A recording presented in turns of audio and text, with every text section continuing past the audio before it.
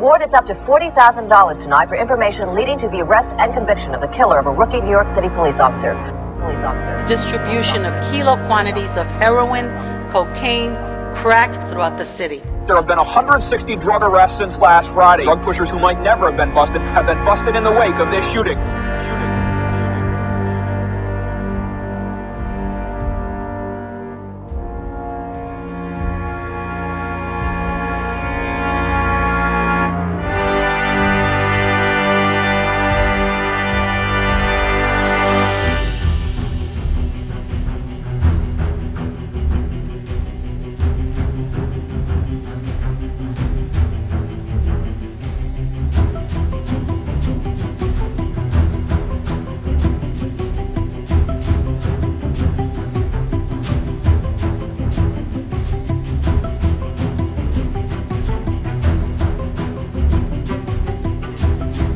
East New York, Cypress Hill houses.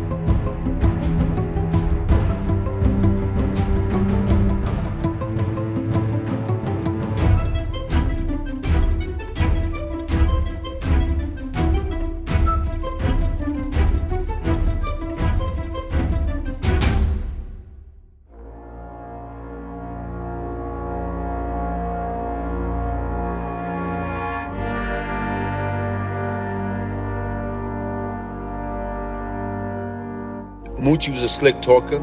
He was a hustler. When I was younger, I felt he was like a big brother.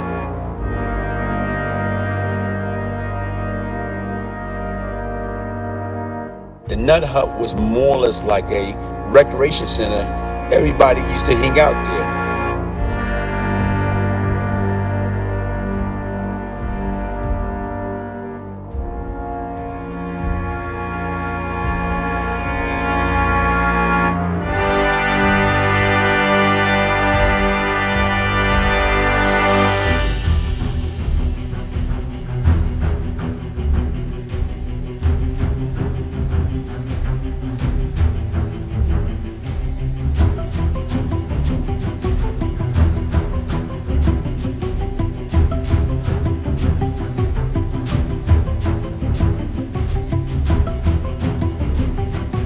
Big drug dealers come there and pick a package from Moochie.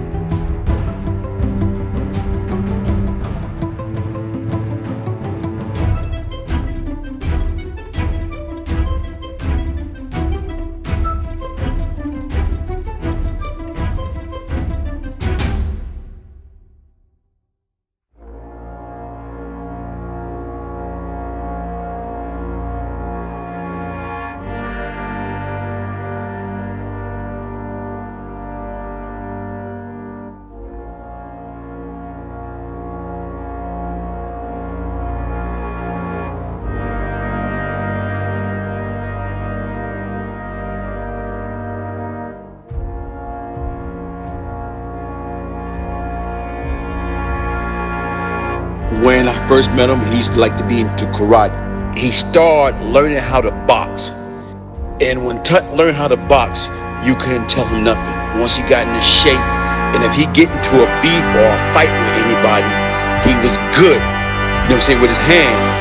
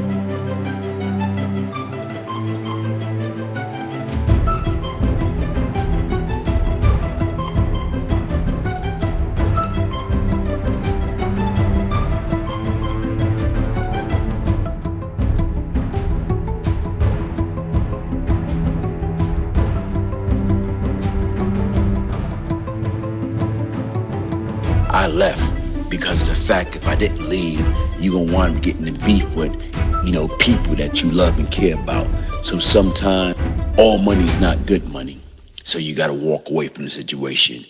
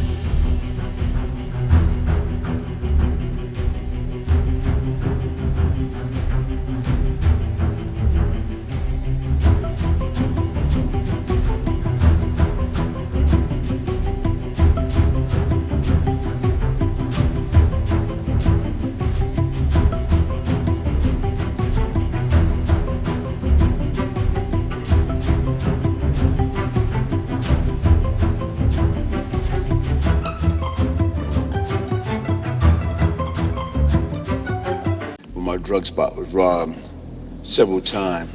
When I went to the workers and asked them what took place, they basically say the same people that robbed the drug spot the first time robbed the shit again.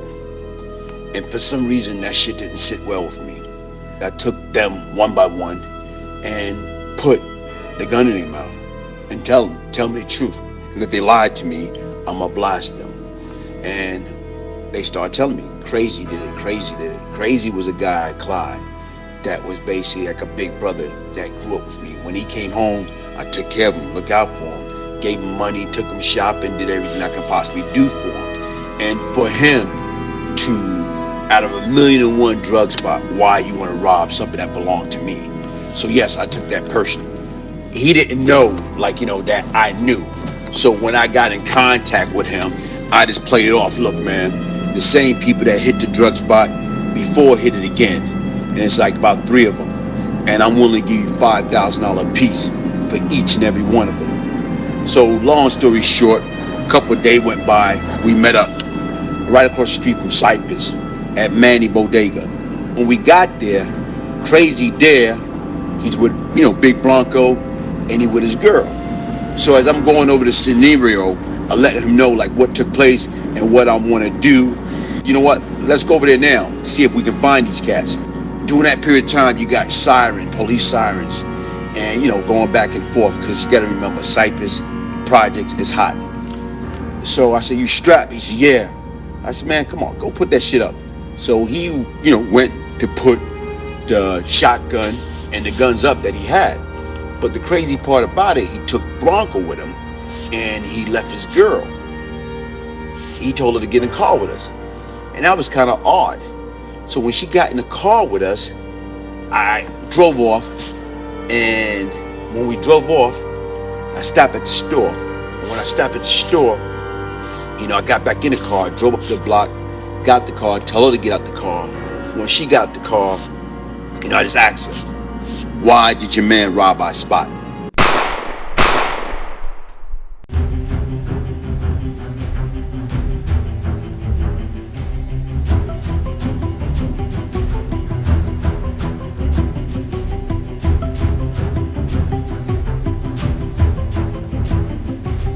After I dropped Amari off, I went to get me an alibi.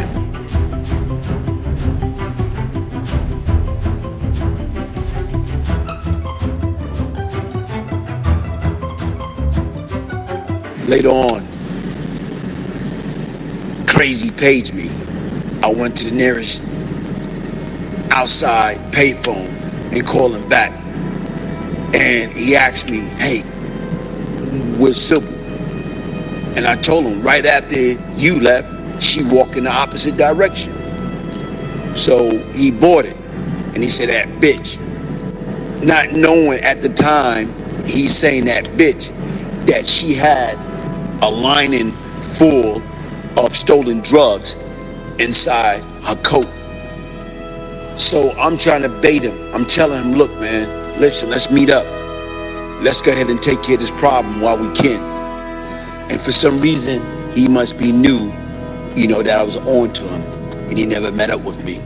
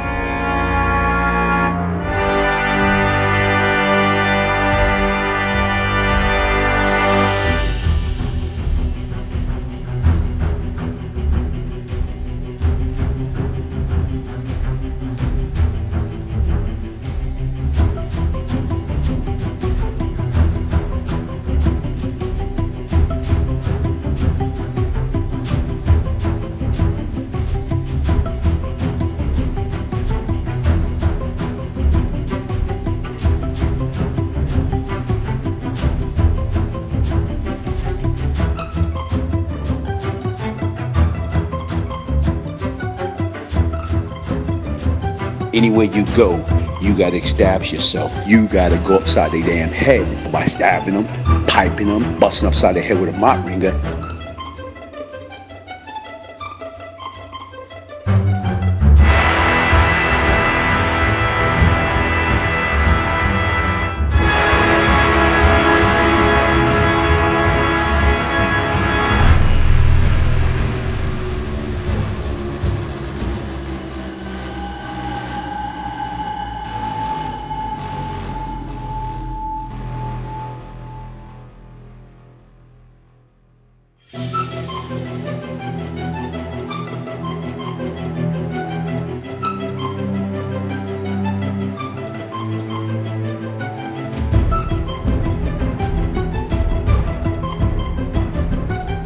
I first met Pappy Mason back in like 1985, and that was through Jughead.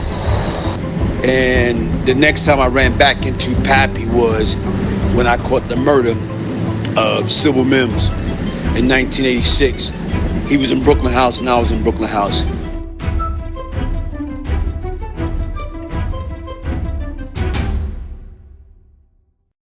Within a short period of time, from being in Brooklyn House and basically causing havoc, taking over any area I went to, getting into fights, stabbing, piping, hitting people upside the head with mop ringers. I just started catching like crazy dysentery Bing time. And the Bing in Brooklyn House at the time was the 3rd floor. Pappy was already on the 3rd floor as CMC, top security. because of his case, the parole officer murder.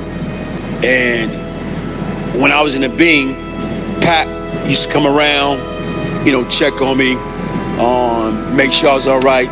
Anything I want as far as like food, make sure I had. And, we just built a combination of a great relationship. Sometime it was like situation whereas, somebody violated and he wanted them taken care of. If I catch him in the visiting room, I catch him at court, I used to stab him, go upside the head. And basically right now where it's like the time we spent, it has strengthened and built our bond. And when we kind of got kicked out of the Bing in Brooklyn House and went to HDM, we got into some shit with the cops, with the COs, getting into fights, and they threw us out of Brooklyn House and sent us to HDM. Me, Pappy, my man Clyde Campbell, Nat, it was a few of us. And when we got to HDM, basically we just tore shit up. And from there, me and Pappy just had that brotherhood, that hell of a relationship.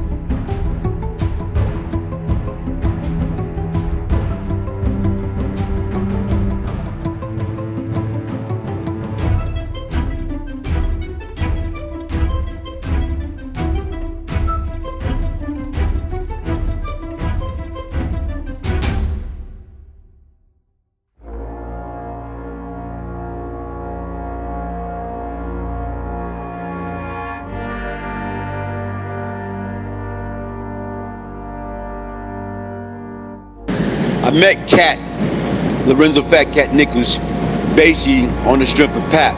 He knew I was Pap, man. And when I was on Rikers Island, HDM, you know, we used to go to court together. and we used to be in the bullpens.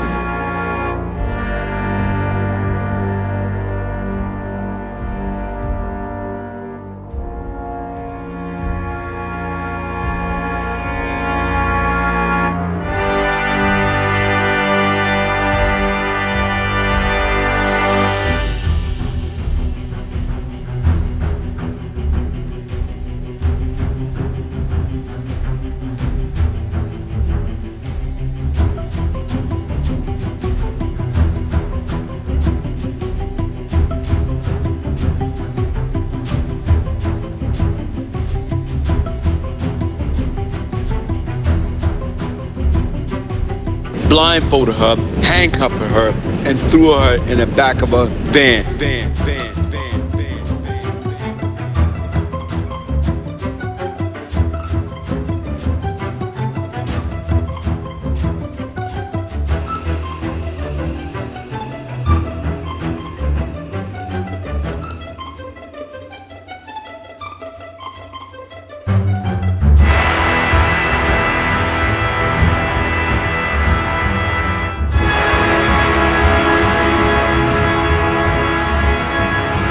They wanted a large amount of money, large amount of heroin, cocaine. Basically right now, where his stand was, I don't got it, man. All I can give y'all guys is like cars or jewelry.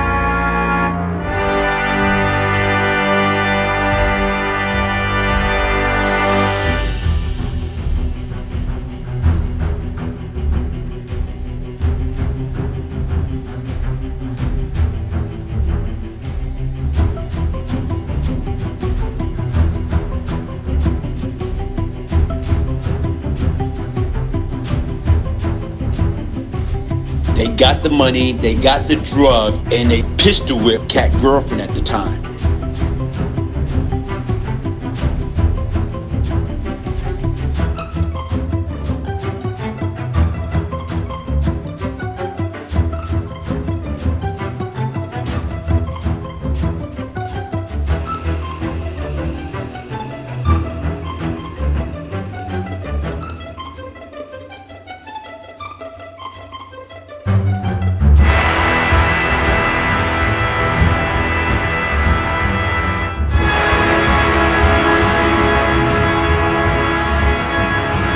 Just me agreed to set up a move that's gonna get Ron Doom some real paper. And the move just happened to be at one of Cat, you know what I'm saying, girlfriend house.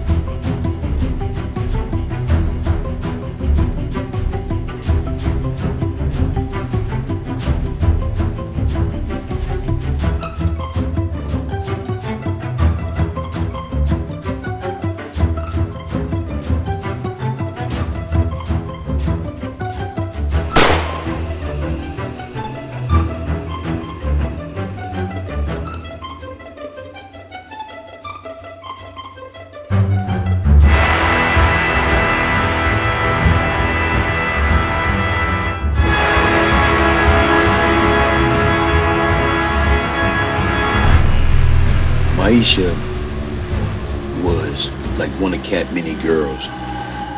Young, light-skinned, pretty young lady. And his baby mama.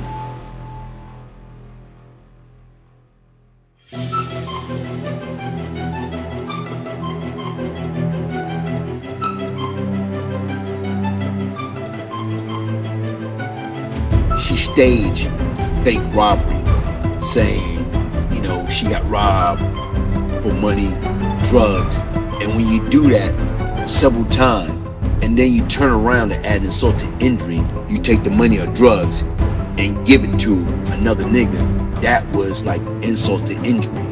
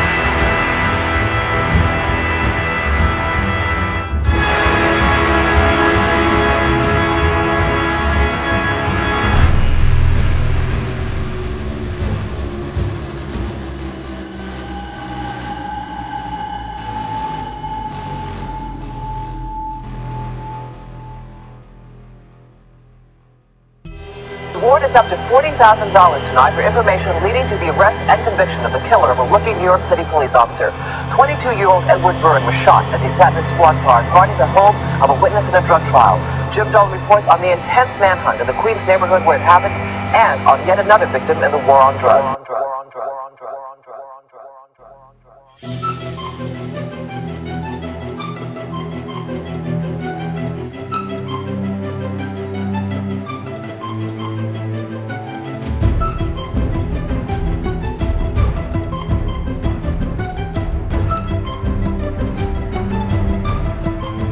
Mason wanted to show police who was really ruling the streets.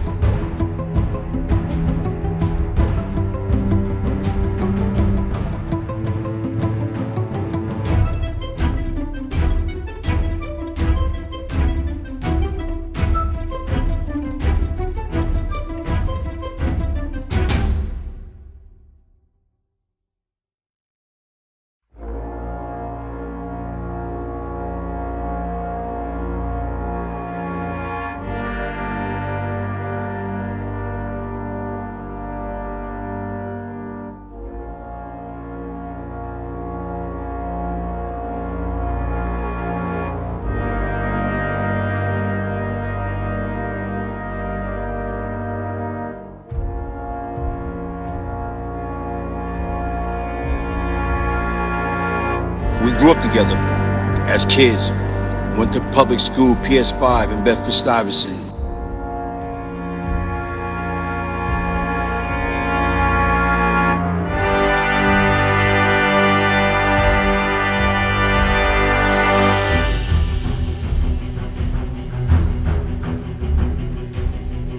K-Sean, Allah Justice, you know, those guys was known for stick-up kids.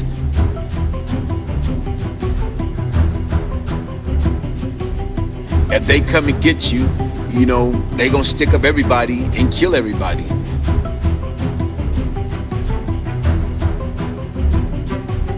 Once he killed Hollywood, guess what? All bets, all game was off.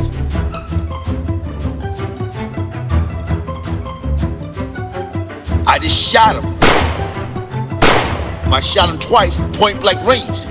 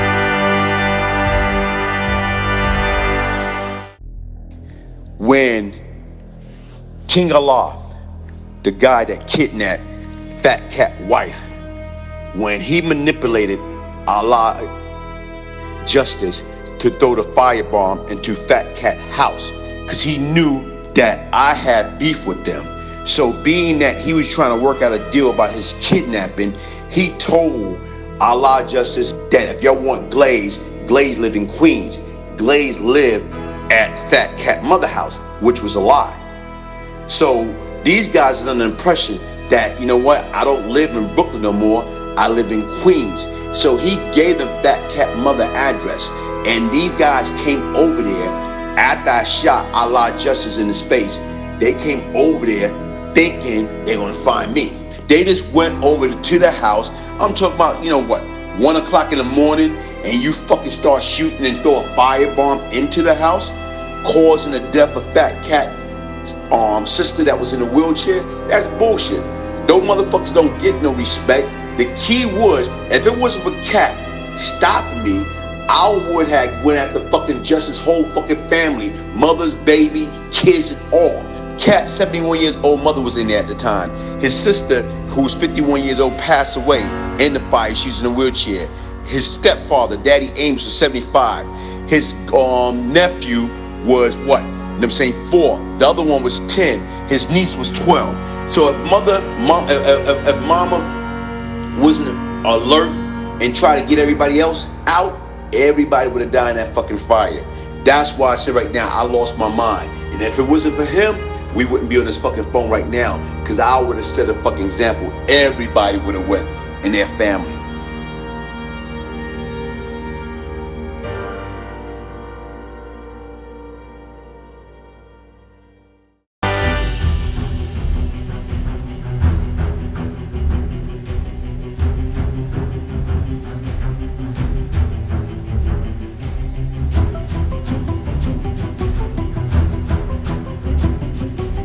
In the area around where Officer Byrne was shot, there have been 160 drug arrests since last Friday.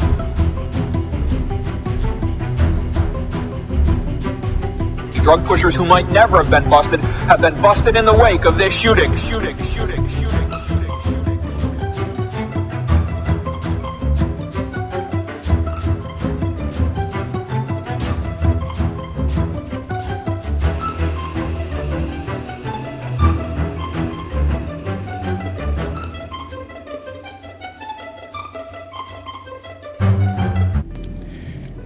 With the Edward Burns, rookie police officer Edward Burns murder, everyone in law enforcement felt that I killed Edward Burns.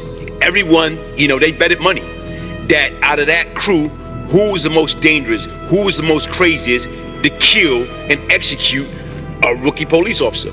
And everybody felt that it was me. And what they did was they actually arrested me. They arrested me, because they thought I had something to do with Edward Burns, but they gave me Clifton Rice murder, who I actually, did. But they did that. When they picked me up that day, I was with Marshall, Dave McClary, and Pappy uncle. Mind you, they took us all back to the 75th precinct. They let them go. And they kept me because they felt that I killed Edward Burns. And when these guys finally, they put up a $40,000 reward, and once it hit $40,000, there was a couple guys I like to say was related to Marshall, and they start cooperating to get that $40,000. And they mentioned that Marshall and Dave and Scott and Todd planned the murder at their apartment. And once all that shit came out, and they pick all these guys up, and all these guys start cooperating, Pappy name came up, Cat name came up, but my name never came back up. And they was kind of confused about that shit. They felt like either these motherfuckers was that much afraid of me, or I actually didn't have nothing to do with it.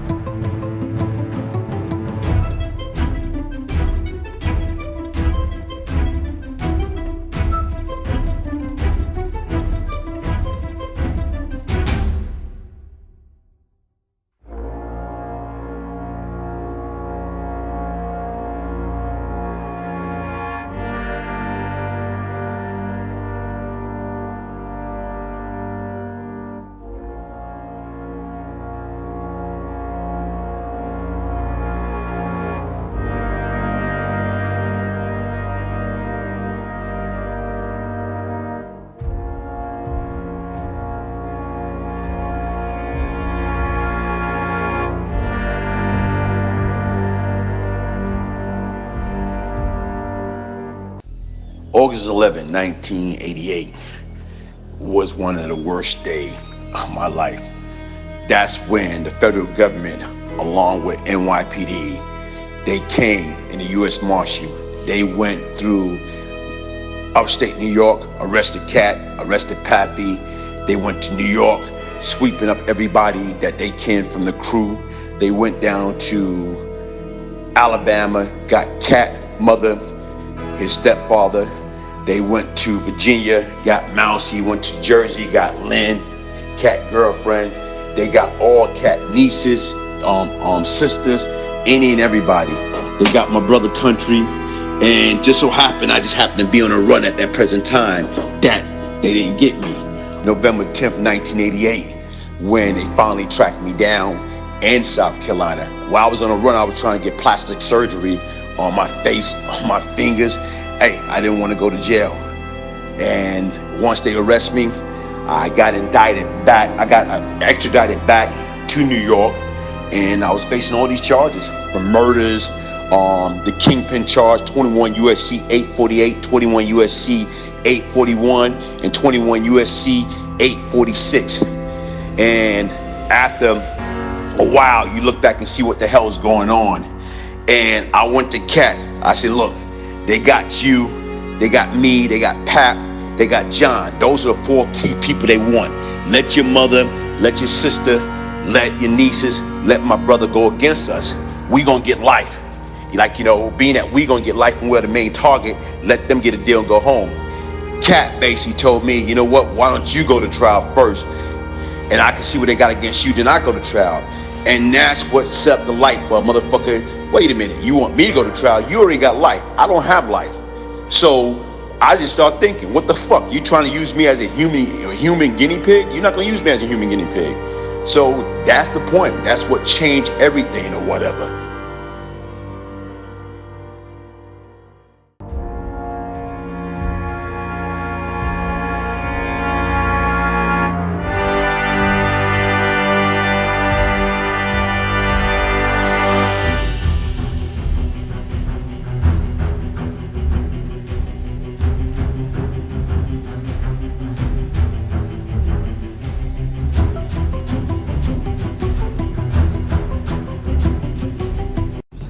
When I made a deal, that was the most difficult time of my life.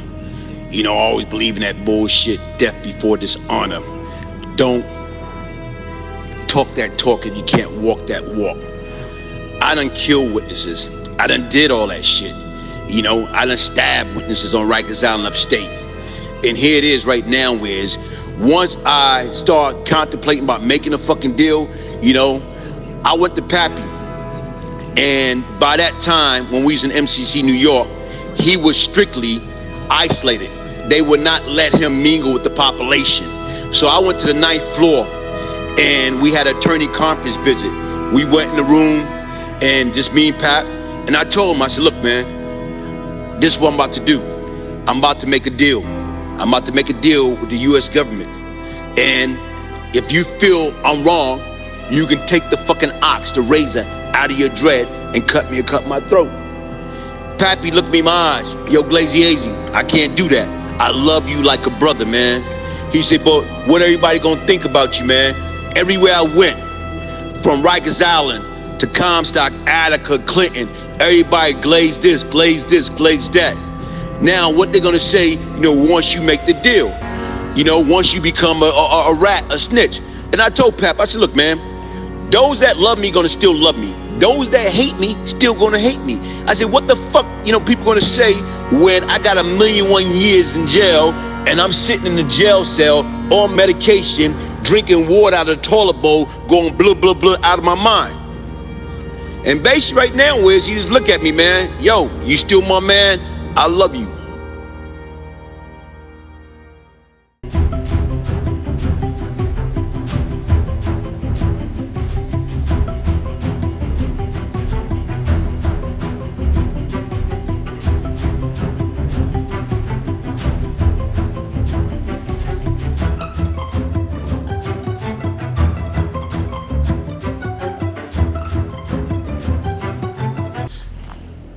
Nobody can say that Brian Glaze Gibbs got up on the stand and testified against him.